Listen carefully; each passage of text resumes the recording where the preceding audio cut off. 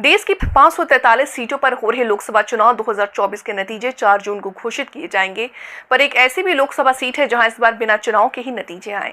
वहां से जीत किसी को नहीं मिली, बल्कि सत्ताधारी भारतीय जनता पार्टी को मिली। गुजरात की 26 लोकसभा सीटों में से एक सीट सूरत की है, जहां कांग्रेस कैंडिडेट का नामांकन कैंसिल होने के बाद बीजेपी ने निर्विरोध चुनाव जीत लिया। गुजरात की सभी 26 सीटों पर 7 मई को वोटिंग होनी थी। 19 अप्रैल को नामांकन करने की आखिरी तारीख थी। फिर 22 अप्रैल तक नाम वापस लिए जा सकते थे। गुजरात की सूरत सीट से बीजेपी के मुकेश दलाल ने पर्चा दाखिल किया। नीलेश कुंभानी की उम्मीदवारी के लिए 3 प्रस्तावक थे। उनमें से एक थे जगदीश शावलिया, जो नीलेश कुंभानी के बहनोई हैं।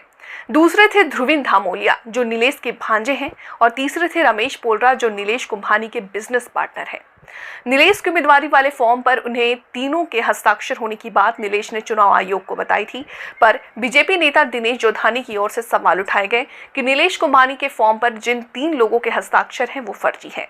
इस बीच कांग्रेस प्रत्याशी नीलेश कुंभानी के 3 प्रस्तावक ने चुनाव आयोग से हलफनामा देकर कहा कि वो नीलेश कुंभानी को प्रस्तावक हैं ही नहीं। कुंभानी को प्रस्तावकों को चुनाव आयोग के सामने पेश होने के लिए कहा। नीलेश कुंभानी वकील के साथ तो चुनाव आयोग पहुंच गए, पर ऐन वक्त पर नीलेश कुंभानी का कोई भी प्रस्तावक आयोग के सामने नहीं पहुंचा।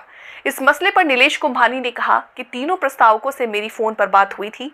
तीनों ने ही कहा था कि वो 9 बजे तक कलेक्टर ऑफिस आ जाएंगे, लेकिन अब तीनों के ही फोन बंद आ रहे हैं।